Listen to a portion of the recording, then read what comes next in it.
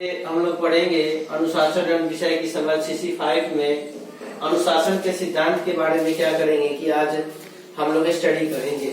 तो हम आपको ये बताना चाहते हैं कि अनुशासन की स्थापना करने के लिए कुछ आधारभूत क्या होता है जी, नियम होता है। और उन नियम को क्या करेंगे कि हम लोग 1 बाय 1 करके जानेंगे कि किस प्रकार से अनुशासन को प्रूव किया जा सकता है, अनुशासन को सिद्ध किया जा सकता है।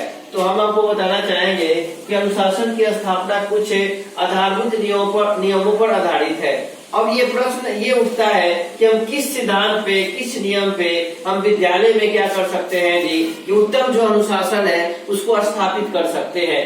जैसे अनेकों प्रकार की विद्यालय में उत्तम अनुशासन को स्थापित करने के लिए सिद्धांत दिए हुए हैं। जैसे पहला जो हो गया आपको आत्मनियंत्रण, दूसरा जो हो गया प्रेम विश्वास की भावना, तीसरा जो हो गया आपको आत्म विश्वास की भावना, और 4 नंबर जो हो गया छात्रों की समस्याओं को जानना, और जो 5 नंबर हो गया निम्नलिखित कार्य को महत्व देना, और 6 नंबर हो गया दंड का बहिष्कार करना, और जो 7 नंबर हो गया विद्यालय का वातावरण, और जो 8 नंबर हो गया कक्षा में समय पे पहुंचना, 9 नंबर हो गया छात्रों को जानना, 10 नंबर हो गया मधुर ध्वनि का प्रयोग करना, और लास्ट हो गया सहयोग पर आधारित। तो अभी हमने कुछ बताया आपको कि हम किस प्रकार से जो विद्यालय है उसमें अनुशासन को लागू कर सकते हैं, अनुशासन को सिद्ध कर सकते हैं जी।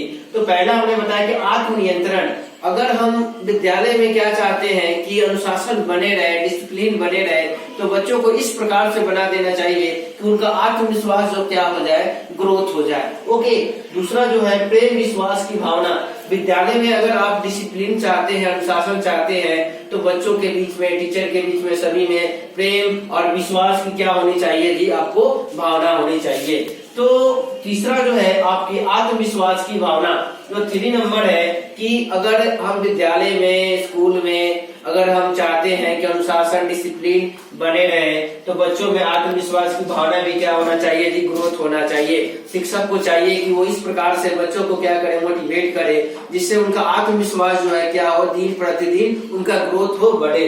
और जो 4 नंबर है कि छात्रों की समस्या को जानना। अगर आप विद्यालय में चाहते हैं अनुशासन को लागू करना, तो सबसे बड़ी बात ये होता है कि छात्रों की जो समस्या है उसको जानना। अगर कोई टीचर, कोई शिक्षक है, प्रिंसिपल, प्रधानाध्यापक जो भी हैं, अगर वो छात्रों की समस्या को नहीं जानते हैं, तो फिर वो स्कूल में, विद्यालय में डिसिप्लिन को लागू नहीं कर सकते हैं। तो हमने आपको ये बताया कि अनुशासन को सिद्ध करने के लिए छात्रों की समस्याओं को भी जानना क्या है जी, बहुत ही इम्पोर्टेंट है कि छात्र की कमी क्या है, उन्हें क्या प्रॉब्लम है, उन्हें किस प्रकार से व्यवस्थित किया जा सकता है। तो इसीलिए अनुशासन को सिद्ध करने के लिए, विद्यालय में अनुशासन को लागू करने के लिए हमें छात्रों के समस्याओं को जानना बहुत ही इम्पोर्टेंट है।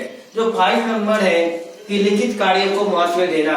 अगर विद्यालय में हम अनुशासन चाहते हैं, तो जो लिखित कार्य है उसको भी क्या होना चाहिए कि महत्व देना चाहिए, उसको भी इम्पोर्टेंट देना चाहिए। और लास्ट में 6 नंबर जानेंगे कि दंड का बहिष्कार करना।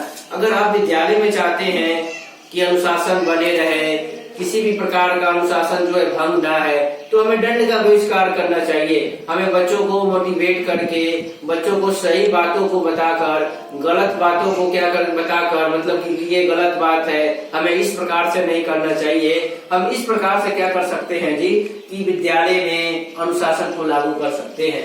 जो 7 नंबर है कि विद्यालय का वातावरण। तो अगर आप विद्यालय में चाहते हैं कि अनुशासन बना रहे, तो सबसे पहले जरूरी होता है कि विद्यालय का वातावरण किस प्रकार से है।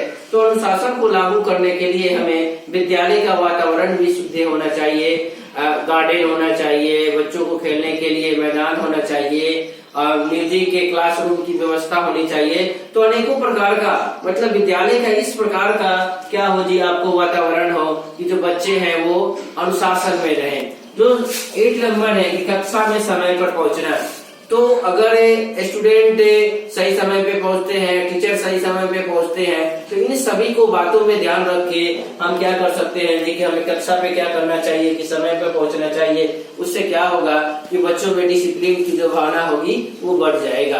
तो अनुशासन बनाए रखने के लिए हमें अनेकों प्रकार के सिद्धांतों को जानना जरूरी होता है। जो